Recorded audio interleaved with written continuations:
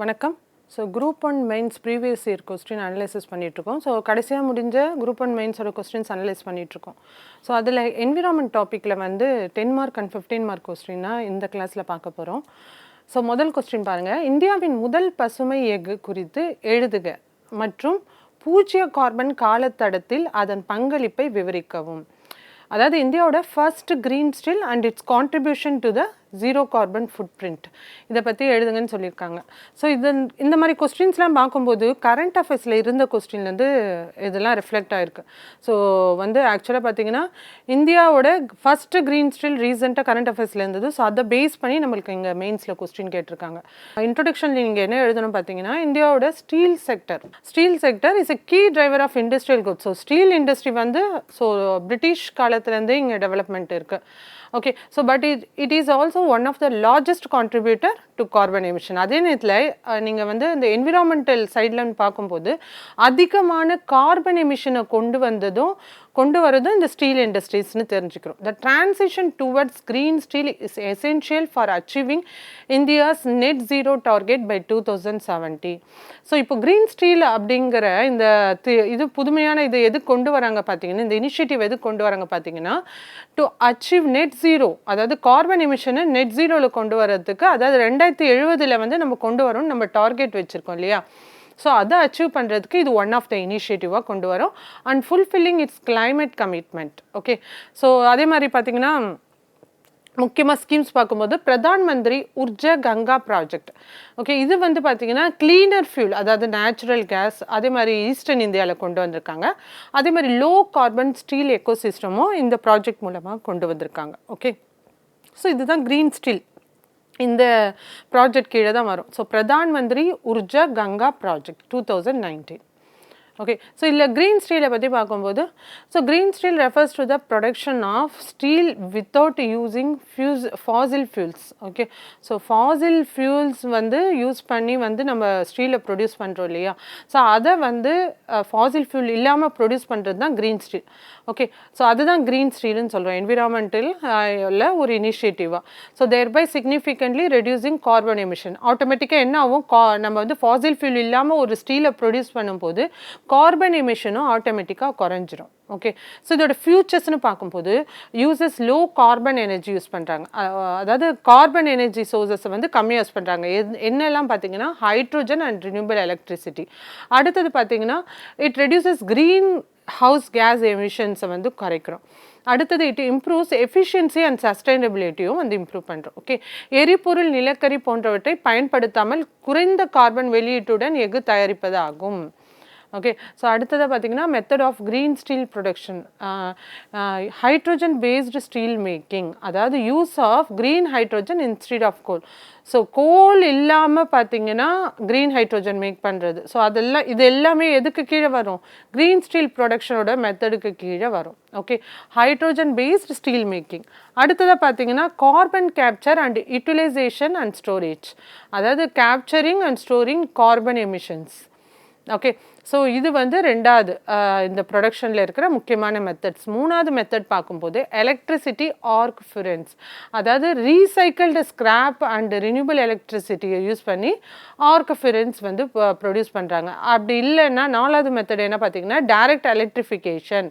So அதாவது iron ore இருக்கு இல்லையா, அதை வந்து எலக்ட்ரோலைசிஸ் பண்ணுறது மூலமாக ஸோ க்ரீன் ஸ்டீல் ப்ரொடக்ஷன் வந்து பண்ணுறாங்க. இதெல்லாம் சம் மெத்தட்ஸ். அதாவது ஹைட்ரோஜன் மற்றும் மின்சாரம் பயன்படுத்தி எஃகு தயாரிப்பு கார்பன் வெளியீட்டை குறைக்கிறது. அடுத்தது பார்த்தீங்கன்னா இந்தியாவோட ஃபர்ஸ்ட் க்ரீன் ஸ்டீல் பிராண்ட் வந்து கல்யாணி ஃபெரஸ்ட்ரா அப்படின்னு வந்து டிசம்பர் 2022 வந்து கல்யாணி குரூப்ஸ் வந்து கொண்டு வந்திருப்பாங்க. ஸோ இது வந்து யார் இது பண்ணுறாங்க பார்த்தீங்கன்னா, பூனேயில் இருக்கிற சரோலா அட்வான்ஸ்டு மெட்டீரியல்ஸ். ஸோ இவங்க 100% என்ன பண்ணுறாங்கன்னா ரினியூபிள் எனர்ஜியை யூஸ் பண்ணி, அதாவது solar and wind, renewable energy. ஓகேவா, ஸோ சோலார் அண்ட் விண்டை யூஸ் பண்ணி ப்ரொடியூஸ் பண்ணுறாங்க. அதே மாதிரி எலக்ட்ரிக் ஆர்க் ஃபியூரன்ஸ் மெத்தட். ஸோ நம்ம மெத்தட்ஸ் 4 மெத்தட் பார்த்தோம்ல, அதில் எலக்ட்ரிக் ஆர்க் ஃபியூரன்ஸ் டெக்னாலஜி யூஸ் பண்ணி இது பண்ணுறாங்க. அடுத்தது இதில் முக்கியமான ஒரு எக்ஸாம்பிள் பார்த்தீங்கன்னா they achieve net zero carbon footprint.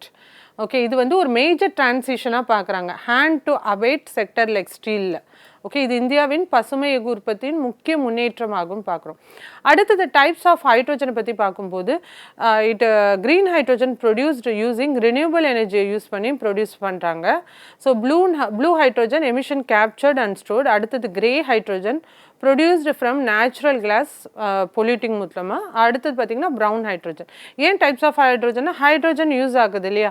So அதிலே வந்து 4 ஹைட்ரோஜன் இருக்குது. இது முக்கியமாக பார்த்துங்க. க்ரீன் ஹைட்ரோஜன் வந்து ரினியூவபிள் எனர்ஜி. ஸோ அதை தான் நம்ம யூஸ் பண்ணி க்ரீன் ஸ்டீல் ப்ரொடியூஸ் பண்ணுறோம். ஓகே, ஸோ ப்ளூ ஹைட்ரோஜன் எப்படி பார்த்தீங்கன்னா emission captured and stored. Grey ஹைட்ரோஜனில் பார்த்தீங்கன்னா நேச்சுரல் கேஸ் மூலமாக இது வந்து பொல்யூட்டிங். கிரே ஹைட்ரோஜன்லாம் பார்த்தீங்கன்னா பொல்யூஷன் அதிகமாக க்ரியேட் பண்ணும். அடுத்தது ப்ரௌன் ஹைட்ரோஜன் பார்த்தீங்கன்னா கோலை யூஸ் பண்ணி இதுவும் வந்து பார்த்தீங்கன்னா கார்பன் ஃபுட் பிரிண்ட்ஸை க்ரியேட் பண்ணும். ஸோ வந்து கோல் ப்ரொடியூஸ் யூஸிங் கோல். ஸோ ஹை எமிஷன்ஸ் கண்டிப்பாக இருக்கும். ஓகேவா? ஸோ இல்லை க்ரீன் ஹைட்ரோஜன் தான் வந்து பெஸ்ட்டு. அடுத்தது status of steel sector in India. இப்போ நம்ம க்ரீன் ஸ்டீல்னு பேசும்போது ஸ்டீல் செக்டர் இந்தியாவில் எப்படி இருக்குன்னு பார்க்கும்போது இந்தியாவிலே 2வது largest producer of crude steel. Okay, production பார்த்தீங்கன்னா 120 மில்லியன் டோன்ஸ் வந்து நம்ம ப்ரொடியூஸ் பண்ணுறோம் எவ்ரி இயர். ஓகே, அதுலேயும் முக்கியமாக 2021-22 லாஸ்ட்டாக பார்த்தீங்கன்னா நம்மளோட ஸ்டீல் ப்ரொடக்ஷன் மட்டும் 120 மில்லியன் டான்ஸ். ஓகே, அதே மாதிரி மேஜர் ரிசர்வ் ஸ்டீலோட மேஜர் ரிசர்வ்ஸ்லாம் எதுன்னு பார்த்தீங்கன்னா ஒடிஷா, ஜார்க்கண்டு, சத்தீஸ்கர், வெஸ்ட் பெங்கால் இந்த பகுதிகளெலாம் பார்த்தீங்கன்னா மேஜர் ரிசர்வ்ஸாக இருக்குது. அடுத்தது கீ சென்டர்ஸ் பார்த்தீங்கன்னா பிலாய், ரூர்கேலா, ஜம்ஷெட்பூர், பக்காரோ.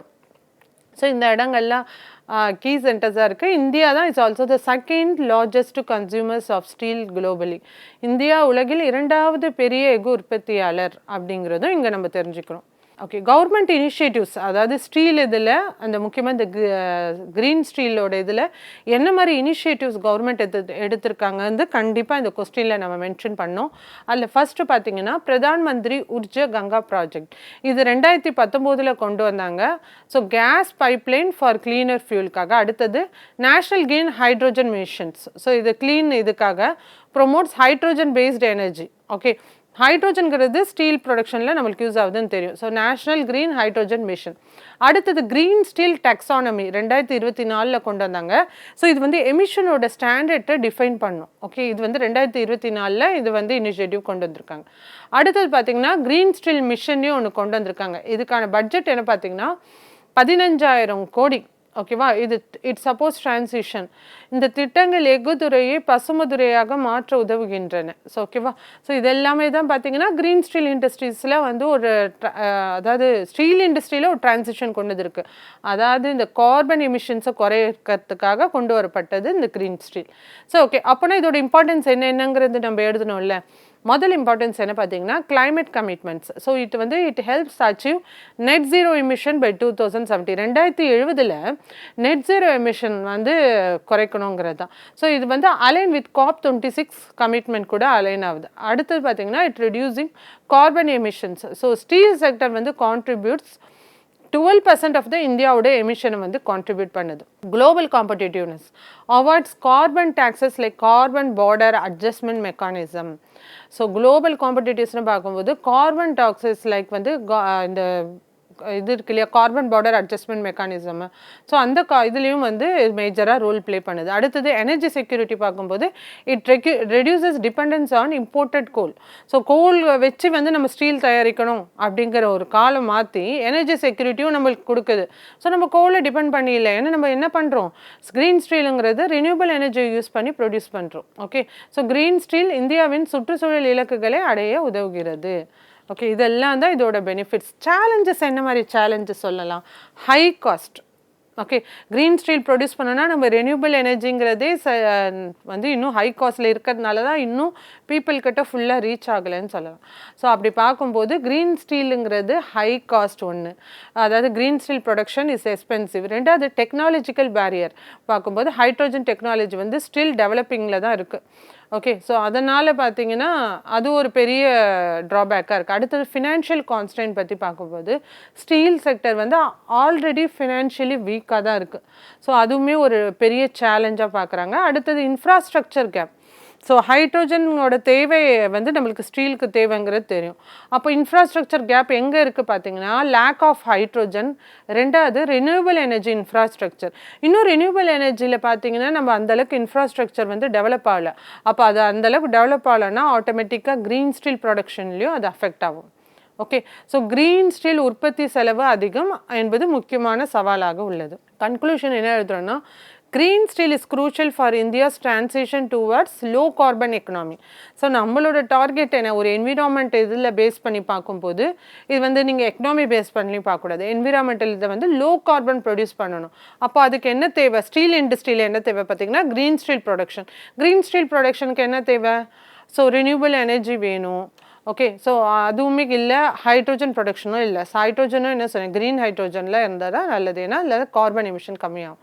ஸோ அப்போனா வந்து எனர்ஜி இந்தியாவோட டிரான்சிஷன் டுவர்ட்ஸ் லோ கார்பன் எக்கனாமியில் வந்து க்ரீன் ஸ்டீல் எவ்வளோ இம்பார்ட்டன்ட்னு பார்த்துக்குங்க. ஸோ அது வந்து இம்பார்ட்டன்ட் நம்ம ஒரு கன்க்ளூஷன் கொடுக்குறோம். With the policy support and the technological innovation கொண்டு வரதுனால we can achieve this transition. Okay, India can emerge as a global leader in sustainable steel ப்ரொடக்ஷனில் நம்ம அச்சீவ் பண்ண முடியும். ஓகே, இந்தியாவின் நிலையான வளர்ச்சிக்கான முக்கியமான ஒரு வழியாக தான் இந்த க்ரீன் ஸ்டீல் இருக்குது.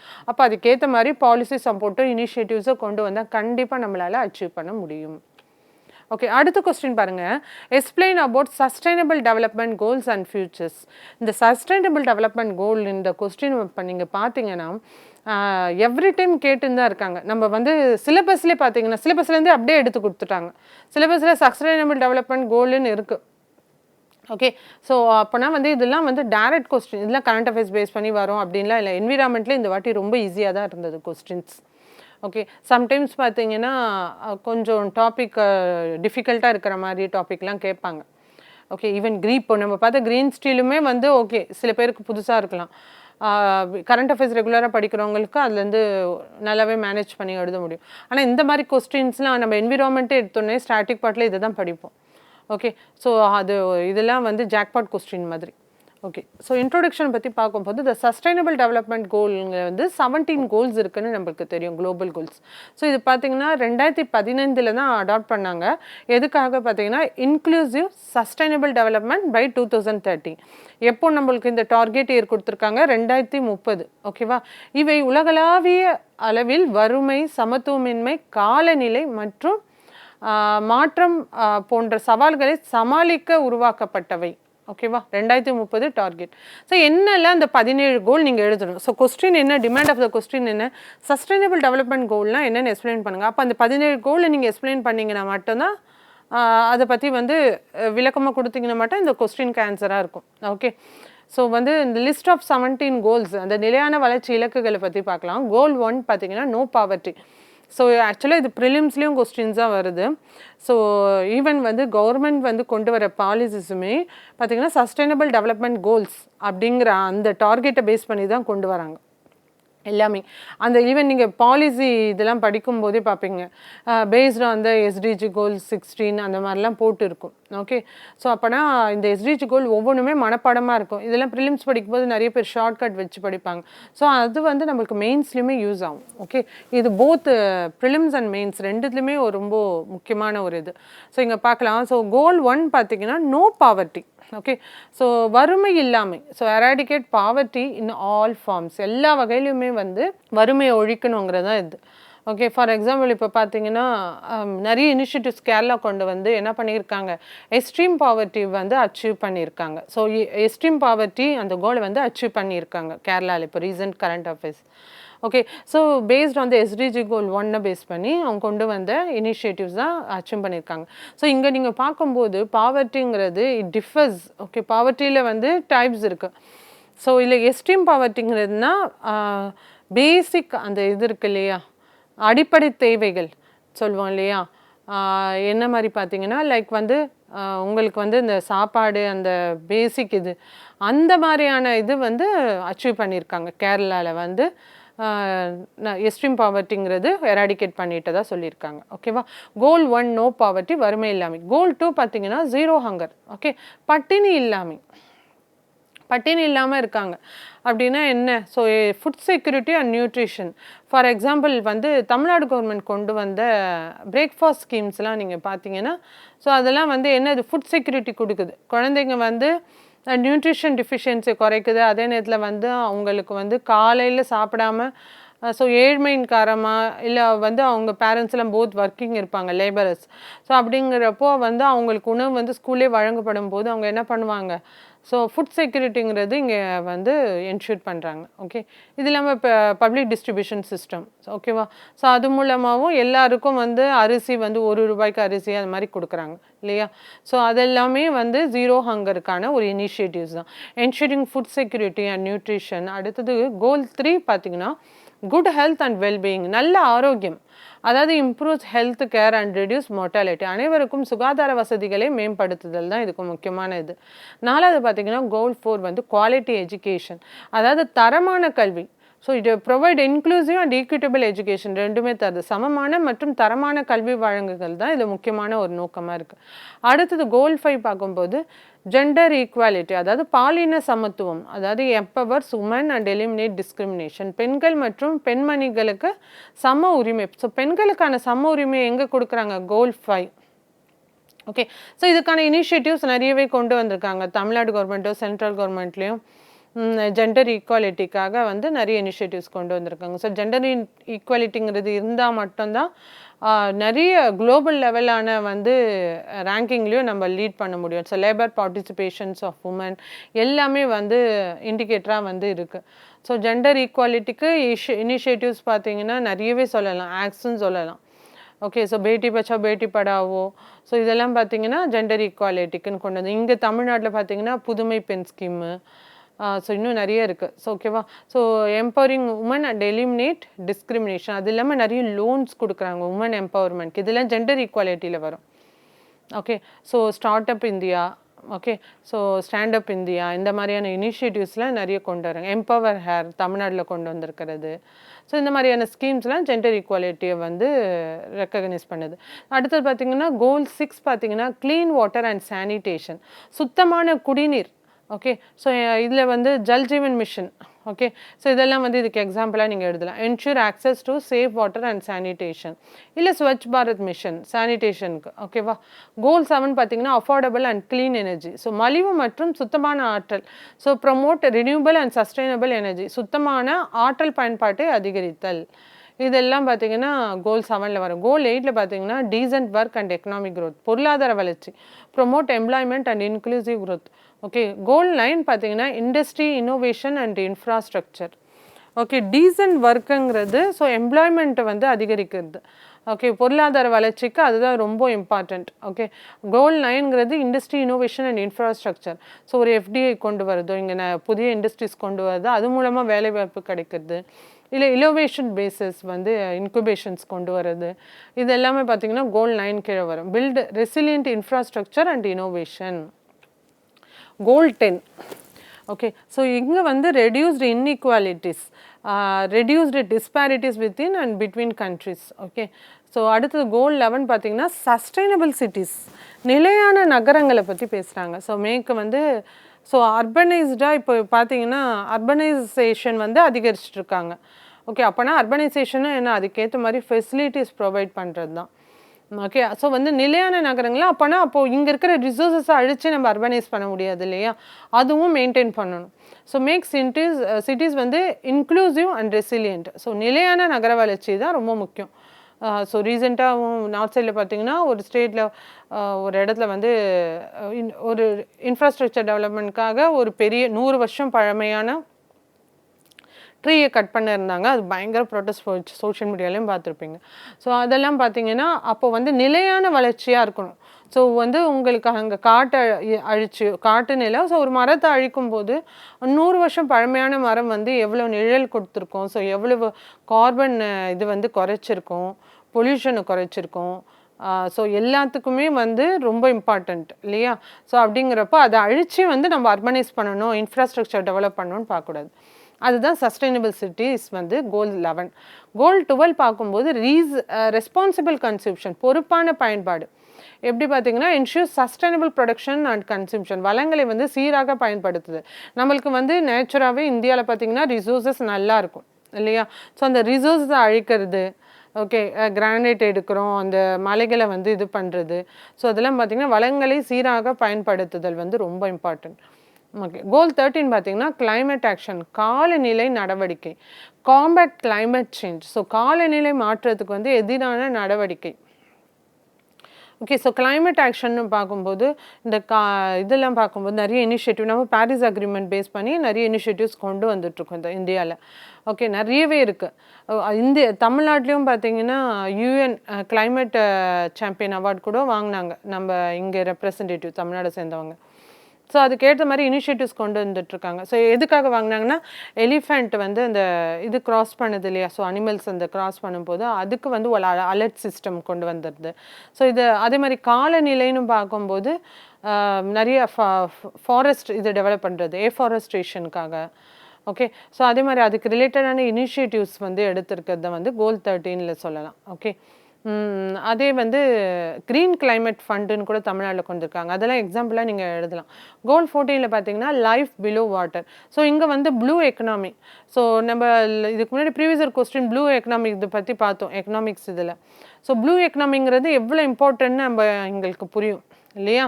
ப்ளூ எக்கனாமிங்கிறது தான் வந்து இந்தியாவோட க்ரோத்தில் வந்து பார்த்திங்கன்னா 7% கான்ட்ரிபியூட் பண்ணுது, 7 to 8%.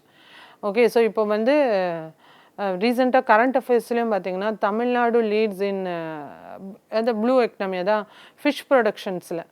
Okay, so fish consumption வந்து இப்போ அதிகமாக இருக்குது. ஸோ அப்போ அதுவுமே எக்கனாமிக்கலாக க்ரோத் ஆகும். பட் இங்கே பார்க்கும்போது நம்ம வந்து ஓஷனோட என்விரான்மெண்ட்டை ப்ரொடெக்ட் பண்ணணும். அதே நேரத்தில் protects ocean and marine life.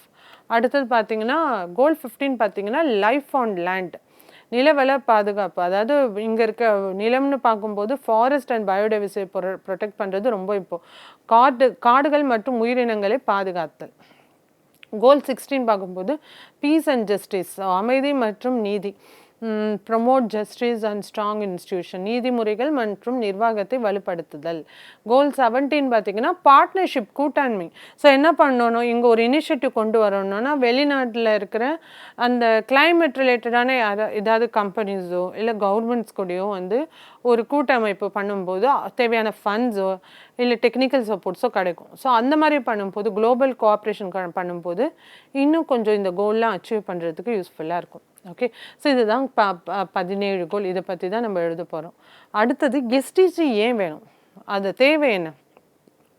Okay, so ஆக்சுவலாக வந்து மில்லினியல் இருந்தது டெவலப்மெண்ட் கோல்ஸ்ன்னு இதுக்கு முன்னாடி இல்லையா, 2015க்கு முன்னாடி. ஸோ அது வந்து சில லிமிட்டேஷன்ஸோடு இருந்தது, நேரோ ஃபோக்கஸாக இருந்தது. அதனால எஸ்டிஜின்னு கொண்டு வந்தாங்க. எஸ்டிஜி வந்து to address root causes like inequality and sustainability, நிலைத்தன்மை மற்றும் அந்த சமத்துவம் இல்லாததை வந்து அந்த ரூட் காசஸை வந்து கண்டிப்பாக ஒழிக்கிறதுக்கு யூஸ் ஆகுது. அதே மாதிரி மில்லினியர் டெவலப்மெண்ட் கோல்ஸில் வந்து நிறைய குறைகள் இருந்ததுனால அதுக்கு பதிலாக எஸ்டிஜி எடுத்திருக்காங்க. ஓகே, இதோட முக்கியத்துவம் பார்க்கலாம். முக்கியத்துவம் பார்க்கும்போது ஹோலிஸ்டிக் டெவலப்மெண்ட் ஃப்ரேம்வொர்க், அதாவது அனைத்து நாடுகளும் பொதுவான வளர்ச்சி திட்டமாக இருக்குது. அதே மாதிரி ensures balance between economy, society, environment எல்லாமே வளர்ச்சியை இது பண்ணுற மாதிரி இருக்குது. அதே மாதிரி சஸ்டைனபிள் அண்ட் இன்க்ளூசிவ் க்ரோத். ஓகேவா, இது எல்லாமே வந்து இதோட இம்பார்ட்டன்ஸ் கொடுக்குது. குளோபல் சேலஞ்ச் பார்க்கும்போது only 17% goals on track globally.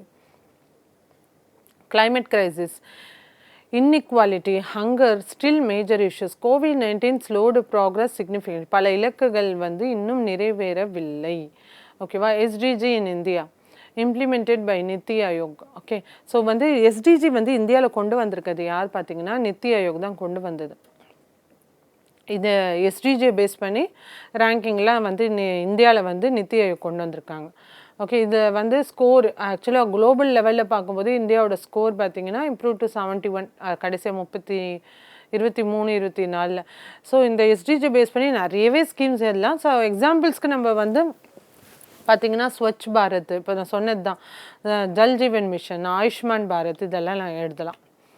அடுத்தது வே ஃபார்வர்ட் பார்க்கும்போது ஸ்ட்ரென்தனிங் ஃபண்டனிங் அண்ட் கவர்னன்ஸும் முதல்ல ஸ்ட்ரென்தன் பண்ணும். இதுக்கு தேவையான ஃபண்டிங்கோ அந்த இனிஷியேட்டிவ்ஸ் கொண்டு வந்தால் போதும் மட்டும் போதாது. ஸோ அதுக்கான வந்து ஃபண்டிங்கோ இல்லை அது ப்ராப்பராக கிராஸ் ரூட் லெவலில் ப்ராப்பராக இம்ப்ளிமெண்ட் ஆகுதா அந்த இதெல்லாம் பார்க்கணும். அடுத்தது localise SDG at state level. SDG வந்து சென்ட்ரல் லெவலில் இல்லாமல் லோக்கலாக ஸ்டேட் லெவல்லையும் வந்து நிறைய கொண்டு வரணும். So it promote climate action and inclusive க்ரோத்தை வந்து கொண்டு வருது. கன்க்ளூஷன் என்னென்னா SDG provide a comprehensive roadmap for sustainable future. இவை உலகளாவிய மற்றும் தேசிய வளர்ச்சிக்கான முக்கிய ஒரு வழிகாட்டியா இருக்கு. Strong policy actions and cooperation are essential to achieve them by 2030. Okay, so இதெல்லாம் வந்து நீங்கள் அந்த எஸ்டிஜி அண்ட் ஃபியூச்சர்ஸ் கேட்டப்போ நீங்கள் எழுதிக்கலாம். இப்போ நான் வந்து அடிஷ்னலாக வந்து கடைசியாக இது இருக்கு இல்லையா சஸ்டைனபிள் டெவலப்மெண்ட் அந்த ரேங்கிங் 2025 கடைசியாக வந்திருக்கு. அந்த ரேங்கிங்கோட ஹைலைட்ஸ் பார்க்கலாம்.